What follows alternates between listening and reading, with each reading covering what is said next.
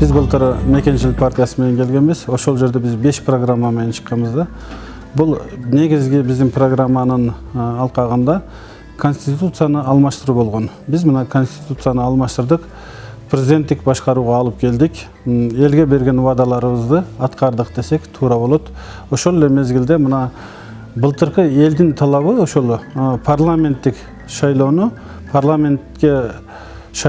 мажоритардык системаны киргизүү боюнча талаптарды коюшкан.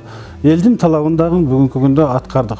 Толугу менен ошол мына өзүңүздөргө белгилүү болгондой, бүгүн партиялык тизме менен 54, ошондой эле одномандатныйдан 36 депутаттар чыгышат. Кудай буйрса, жогорку кеңештин жалпы саны 90го төштү да. Биз былтыр ошо элге дагы ушундай ваада бергенбиз, ошол депутаттардын санын да кыскартуу боюнча. Бул нерселер боюнча биз өзүбүздүн сөзүбүздөрдү мындай аткардык десек туура болот. Ошол эле мезгилде былтыр мына административдик жанагы реформаны жасайбыз дегенбиз. Быйыл мына өзүңүздөргө белгилүү болгондой, президент жакында эле бул мыйзамга кол койду. Азыр акимдерди президент шайлайт, ошол эле мезгилде акимдер айыл өкмөттөрдү шайлайт. Бул деген бүгүнкү күндөгү мамлекеттеги акимдердин мындай полномочияларын чоңойтуп, ошол эле мезгилде жоопкерчиликти абдан күчөтөт дегенди билдирет. Неге дегенде мына айыл өкмөттөрдү мисалы үчүн собеседование кылып, ошол эле мезгилде жанагы программасын угуп, пландарын угуп, кандай кылганда кайсыл айылга туура жардам берет, ошолордун баардыгын карап туруп, анан Кудай буйруса, акимдер ошол өздөрү мындай тандап, комиссияны тандайбы, же кандай кылат, муну өздөрү мындай жобосун иштеп чыгышат.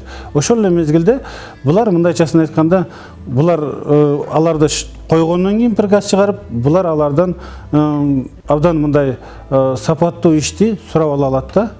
Ошол эле мезгилде биз былтыр мына граница маселелери боюнча айтканбыз. Граница маселелери боюнча мына өзүңүздөргө белгилүү болгондой, массалык маалымат каражаттарында да көрүп атасыздар.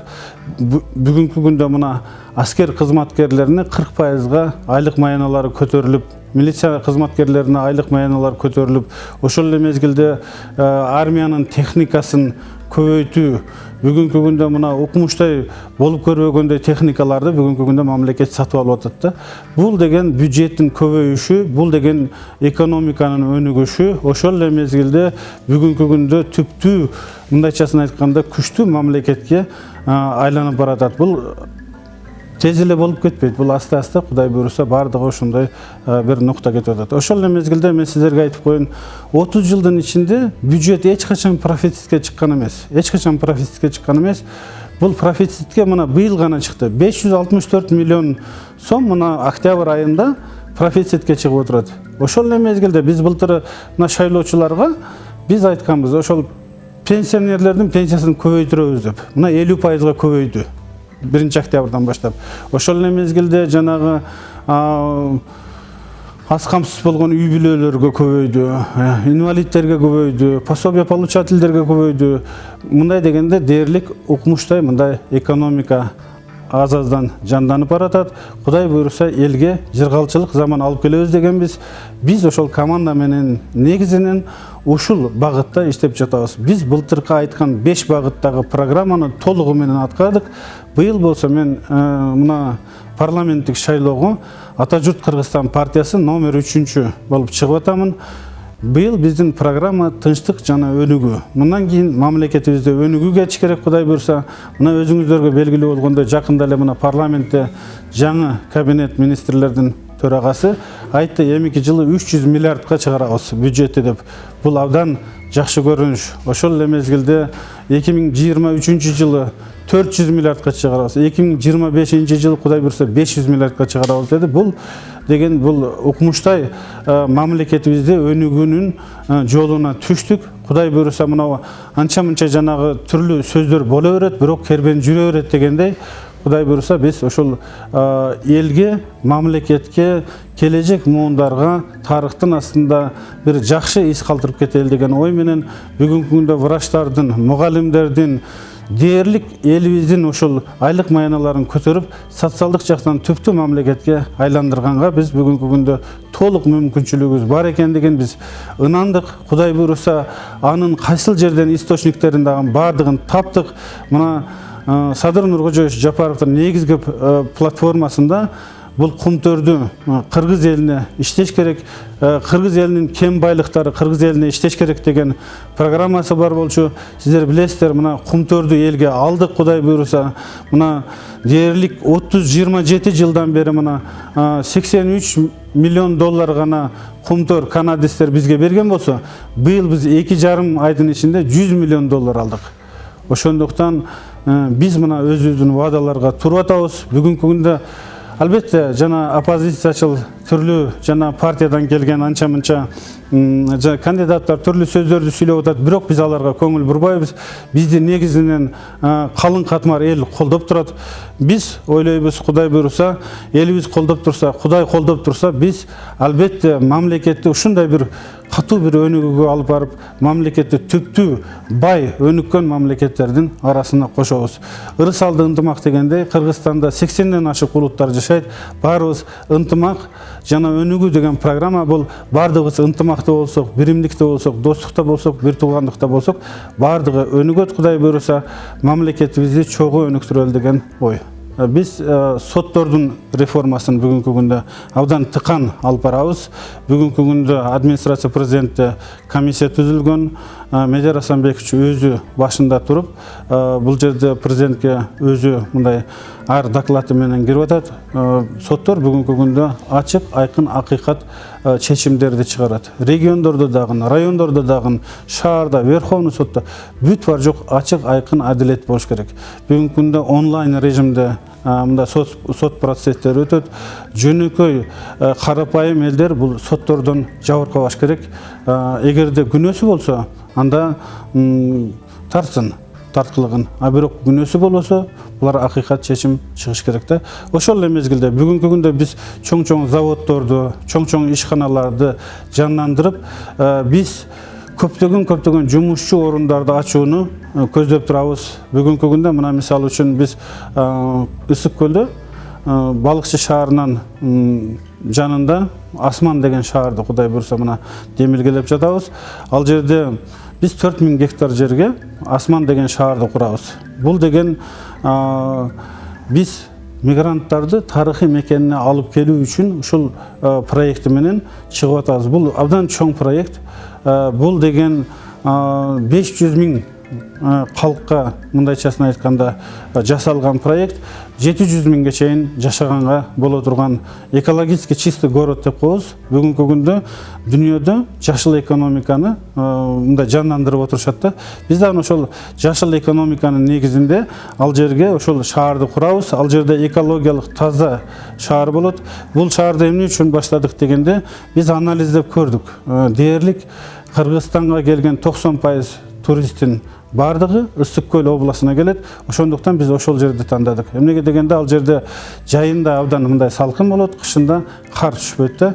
Ошол эле мезгилде биз ал жерге ошол шаарды баштаганда 300-350 000 жумушчу орундар ачылат. Ал жерде дополнительный бул налог, дополнительный социальные выплаты, мындайчасын айтканда укмуштай өнүгүп кетет. Экономиканы, Кыргызстандын экономикасын өзгөчө мындай тартып кетет да бул. Эмнеге дегенде, бул жерде производственный предприятиялар иштейт, мелкомбинаттар иштейт, железный дорога иштейт, автомобильный дорогалар иштеп баштайт. Ошол эле мезгилде аэропорт тамчы, мисалы үчүн, ошол жерде миллионник болот алар. Грузопоток, пассажиропоток. Эми бул жерде жөнөкөй эле мындай общепиттер, жанагы чоң-чоң финансовый корпорациялар келет ал жерге. Жөнөкөй эле общепиттер деле мындайчасын айтканда ошол жердеги элди мындай камсыз кылга турган болсо, ал жерде мындай миллионер рестораторлорго айланышы мүмкүн да. Ошол эле мезгилде Биз чоң финансовый корпорацияларды алып келип, ал жерде IT технологияны өнүктүрүүгө биз бүгүнкү күндө камынып жатабыз. Биз башка өлкөлөрдүн дагы практикаларын карап көрдүк. Экологиялык таза шаар мына Шенженде, Кытайда, ошол эле мезгилде Малайзияда, Сингапурда, Астана мына кийинчерээк курулду. Азыр Ташкент Сити курулуп жатат. Турциядагы биз бүгүнкү күндө чоң инвесторлорду алып келип атабыз. Мына Турциядан, ошол эле мезгилде араб мамлекеттеринен, ошол эле мезгилде мына Франциядан бүгүнкү күндө Буик деген абдан чоң строительный компания дагы абдан кызыкчылык менен ал жерге мындай кызыгып жатат. Биз булардын бардыгын эмне үчүн кылып атабыз дегенде, биз экономиканы өнүктүрүү үчүн, биз жаңы жумуштарды ачуу үчүн, бюджетти толтуруу үчүн, мамлекетибиздин өнүгүү жолуна түшүү үчүн бул проекттерди баштап атабыз. Биз ал жерде экономикалык жактан абдан мындай жакшы шарттарды түзүп бере турган болсок, мына мисалга алганда Дубайда кумдан гүл жасашты. Биздин кооз ушундай жаратылыштан, Аллах Таала берген ушундай жакшы абадан биз ал жерден укмуштай сонун шаар курабыз, Кудай буйруса. Биз ошол налогторун нөлгө түшүрөбүз, Кудай буйруса. НДСти албайбыз, инвесторлорго бүт шарттарды түзүп беребиз. Бул государственный частный партнерство деп, мисалы үчүн 90% мамлекет алат, 10% мисалы үчүн ошол 90% инвестор алат, 10% мамлекет алат. Бул деген 10%га биз жер участогун беребиз, инфраструктура беребиз, генплан беребиз. Ошол эле мезгилде ошол 10% менен биз 30 жылдан бери болуп көрбөгөндөй жана социальный жилье, муктаж үй-бүлөлөргө үйлөр менен камсыз кылып, ошол маселени дагы биз бүгүнкү күндө чечип алабыз да, Кудай буйруса. Ошол эле мезгилде биз мына аэропорт жагынан ала турган болсок, биз кадимден миңдеген жылдар мурда эле биз ошол жана жибек жолунда турабыз. Бүгүнкү күндө биз Азия менен Европанын ортосунда турабыз да. Самолеттор бүгүнкү күндө Азиядан Европага учканда мындай айланып учат. Айланып учканда бул 1000 километр бүгүнкү күндө мындай алыстыкта учат.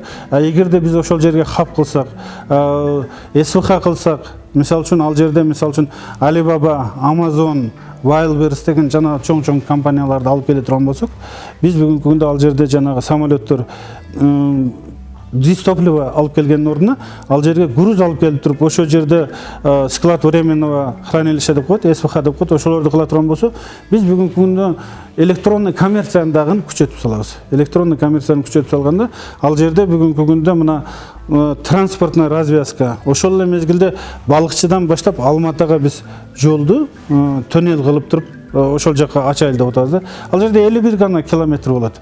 А эгерде мындайынан через Бишкек келе турган болсо, ал жерде 450 километр, 500 километрге жакын болот да. Ошондуктан биз бүгүнкү күндө бүт бар жокту ачышыбыз керек. Бул жагынан караганда альтернативный жол, түндүк түштүк жолу Балыкчыдан барып чыгат, Кудай буйруса. Ошол эле мезгилде биз мындайчасын айтканда какой-то бир центрге айланып атат да, ошол жерлерчи центрге айланып атат. Биз бүгүнкү күндө экономиканы көтөрөбүз десек, биз чоң курулуштарды, чоң мега проекттерди жасап башташыбыз керек. Кыргызстан, Кытай, Өзбекстан темир жолун жасашыбыз керек. Биз логистический центрлерди ачышыбыз керек. Бүгүнкү күндө укмуштай жумушчу орундарды ачышыбыз керек. Кудай буйруса, мына кошуна мамлекеттер менен жакшы мамиледе болушубуз керек. Биз мына газопровод мына Алай, Кыргызстан, Тажикстан, Түркменистан бул нерсени дагы жасашыбыз керек. Мен ойлойм, жакында мына президентибиздин иш сапары Кытай эл республикасына болот. Ошол убакта мен дагы абдан ишенип турам, элдин бардыгы күтүп турушат. Ал жерге барса, Кытай эл республикасынын президенти Си Цзиньпин менен сүйлөшүп, ошол газопровод боюнча дагы абдан бир сапаттуу сүйлөшүүлөр жүрөт. Эмнеге дегенде, мурда коррупционный схема менен жасалып калынган бул иштердин бардыгын оңдош керек. Ошол эле мезгилде бүгүнкү күндө биздин элибиздин көпчүлүгү мына соода саттык менен алек Кытай менен биз өзгөчө бир 70-80% жана алып келип, ошол жактан товарды алып келип, мына Кара суу базарында, Дордой базарында, башка базарларда ошол соода саттык менен алек болушат. Ошондуктан биз ал жакта дагы мындай карым-катташты оңдошубуз керек. Мына пандемиядан кийин Кудай буйруса, бул маселелер боюнча биз мындай тыкан карап чыгышыбыз керек. Ошондо биздин мындай экономикасы абдан бир чоң өнүгүүгө барат деген ойду айтып кетмекчимин. Ошол эле мезгилде мен жанагы Асман шаары боюнча мына көлдүн жээгине биз жана медицинский туризмди жандандырабыз. Мына вице-президент Турциянын Актай деген келгенде, Октай менен сүйлөшкөндө ошол жерде мен өзүм да болдум. Президенттин катышуусунда ошол жерде ал киши ошондой бир сөз берди. Биз де ошол Турциянын системасын алып келип бул жерге жандандыралы деп атабыз да. Эмнеге дегенде биздин мекендештерибиз эгер ооруп кала турган болсо, булар албетте же Турцияга барат, же Германияга барат, же Индияга барат да. А бизде излишка кислород ал жердечи. Аба ушунчалык таза. Ким келбесин, кайсыл инвестор келбесин, кайсыл мындай чиновник келбесин, кайсыл мамлекеттен келсе дагы көлгө келгенде бул көлдү сүйүп калат да, мындай часын айткандачы. Жакшы көрүп, ушунчалык кеткиси келбей, сиздердин ушундай жаратылыштар бар. Аллах Таала сиздерден эч нерсени аябаптыр дейт. Бүгүнкү күндө постковидный ситуацияда биз ошол жердеги жанагы абаны жаратылышты биз бүгүнкү күндө кандайчасына бир өзүбүзгө мындай элдин пайдасына, мамлекеттин пайдасына туризмди өнүктүрүп, бул нерселерди пайдаланып калышыбыз керек да.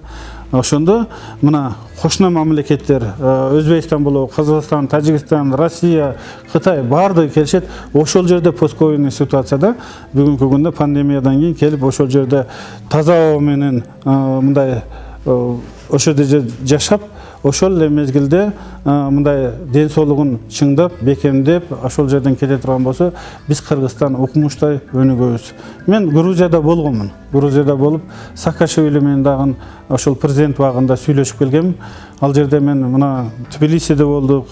Ошол эле мезгилде кийинчерээк мына Батумиге бардык. Батумиде кишинекей эле деңиздин айланасында 6-6,5 миллион турист келет да.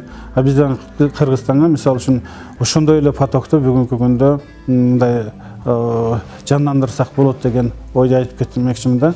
Бүгүнкү күндө өзүңүздөргө белгилүү болгондой мына Ысык көлгө 1 миллион 1,5 миллиондой турист келип кетет да.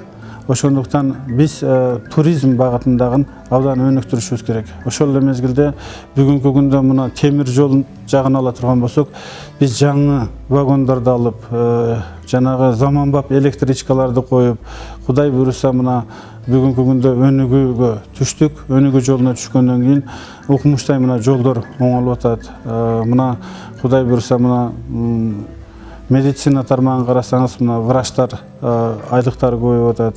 Мен ойлойм, мамлекетти ар тараптуу элдин идеялары, инициативалары менен биргеликте эл менен чогуу кол кармашып бирге кадам шилтейбиз деген жакшы асыл тилектерибиз бар.